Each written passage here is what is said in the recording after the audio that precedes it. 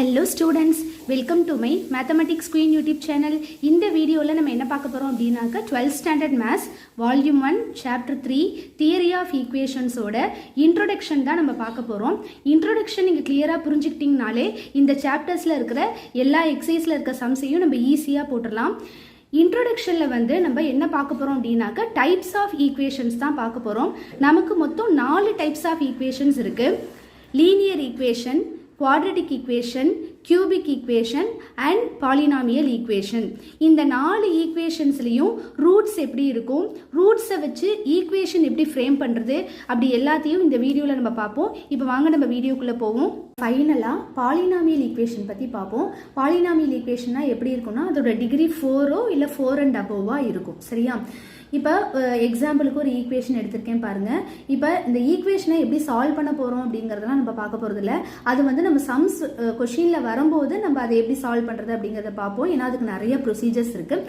இதோட ரூட்ஸ் எப்படி இருக்கும் அப்படிங்கிறத மட்டும் நம்ம இப்போ டிஸ்கஸ் பண்ணுவோம். இப்போ ஜென்ரலாக ஒரு 4th டிகிரி பாலினாமியல் ஈக்குவேஷன் இப்படி தான் இருக்கும். ax⁴ + bx³ + cx² + dx + e = 0. So இப்போ இதுக்கு எத்தனை சொல்யூஷன் இருக்கும் அப்படின்னா 4 சொல்யூஷன் இருக்கும். அந்த 4 சொல்யூஷன் நம்ம என்னன்னு சொல்லலாம்?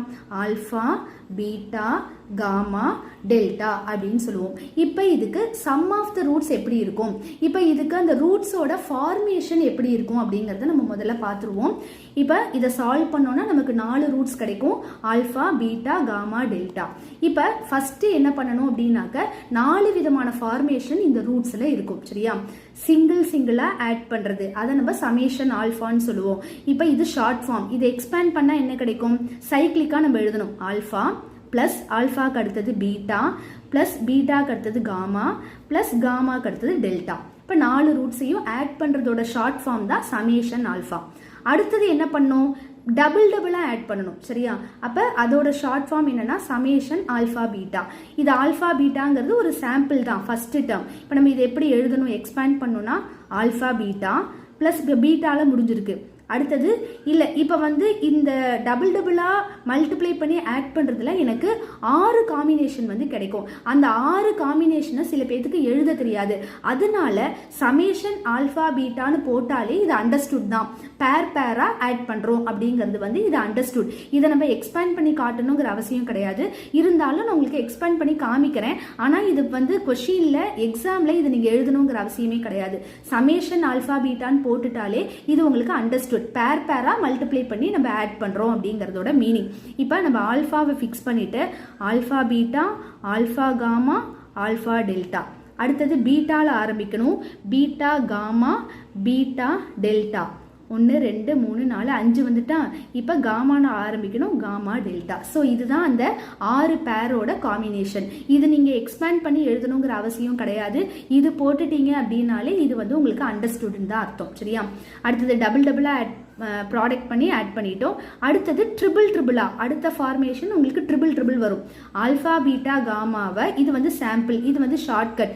ட்ரிபிளா மல்டிப்ளை பண்ணி ஆட் பண்ணுறது. அப்போ இதோட எக்ஸ்பான்ஷன் எப்படி வரும்? Alpha beta gamma, alpha gamma delta plus beta gamma delta plus gamma delta alpha. Gamma delta ஆல்ஃபாங்கிறது முன்னாடியே நமக்கு வந்துட்டு beta gamma delta, beta delta alpha. இது அடுத்த காம்பினேஷன். ஸோ இதில் 4 காம்பினேஷன் தான் நமக்கு கிடைக்கும். இப்போ நான் சொல்கிறேன், இது உங்களுக்கு எக்ஸ்பேண்ட் பண்ணுங்கிற அவசியம் கிடையாது. இது மட்டும் போட்டுட்டீங்கனாலே அண்டர்ஸ்டுட். இப்போ நமக்கு 4 ரூட்ஸ் இருந்தால் நமக்கு 4 ஃபார்மேஷன் தான் கிடைக்கும். சிங்கிளாக ஆட் பண்ணுறது, டபுளாக ஆட் பண்ணுறது, ட்ரிபிளாக ஆட் பண்ணுறது. இப்போ 4வது காம்பினேஷன் வந்து ஆடே பண்ணக்கூடாது, ப்ராடக்ட் தான். சரியா? அப்போ எல்லா ரூட்டையும் நம்ம ப்ராடக்ட் பண்ணிடணும். ஸோ இதுதான் நமக்கு ஃபார்மேஷன். சரியா? இப்போ இந்த ஃபார்மேஷனோட ஃபார்முலா எப்படி வருதுங்கிறத நம்ம பார்த்துருவோம். இப்போ இதோட ஃபார்முலா எப்படி வரும்? நமக்கு ஈக்குவேஷன் கொடுத்தாச்சுன்னா சிங்கிளாக ஆட் பண்ணுறதுக்கு ஒரு ஃபார்முலா இருக்கு இல்லையா? -2/1 மைனஸ் நம்ம ஏபிசிடின்னு உங்களுக்கு புரியலன்னா நீங்கள் இப்படி கூட ஞாபகம் வச்சுக்கலாம். -2/1. இங்கே செகண்ட் என்னது? பி. ஃபர்ஸ்ட் வந்தது நமக்கு ஏ. ஸோ -b/a அப்படின்னு வரும். இதுக்கு டபுளாக பேர் பண்ணுறது வந்து மைனஸ்னாக்கா அடுத்தது இங்கே ப்ளஸ் வந்துடும். அல்டர்னேட்டாக ப்ளஸ் மைனஸ் மாற்றி வரணும். இந்த இடத்துல செகண்ட் வந்தாச்சா, அடுத்தது 3rd/1. எப்போவுமே டினாமினேட்டில் ஃபஸ்ட்டு தான், அதாவது ஃபஸ்ட்டு இதோட கோஎஃபிஷியன்ட் தான் வந்து நம்ம டினாமினேட்டரில் வரணும். அப்போ C/A அப்படின்னு வரணும்.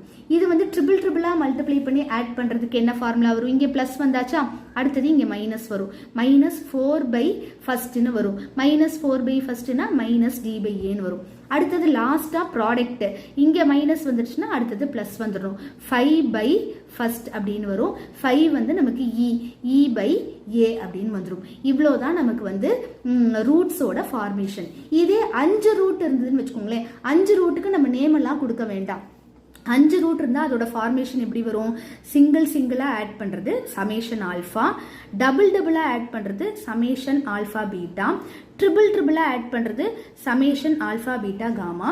இதில் 5 ஃபார்மேஷன் வருமா? நமக்கு இப்போ 3 தான் கிடைச்சிருக்கு. அப்போ 4வது ஃபார்மேஷன் என்ன பண்ணும்?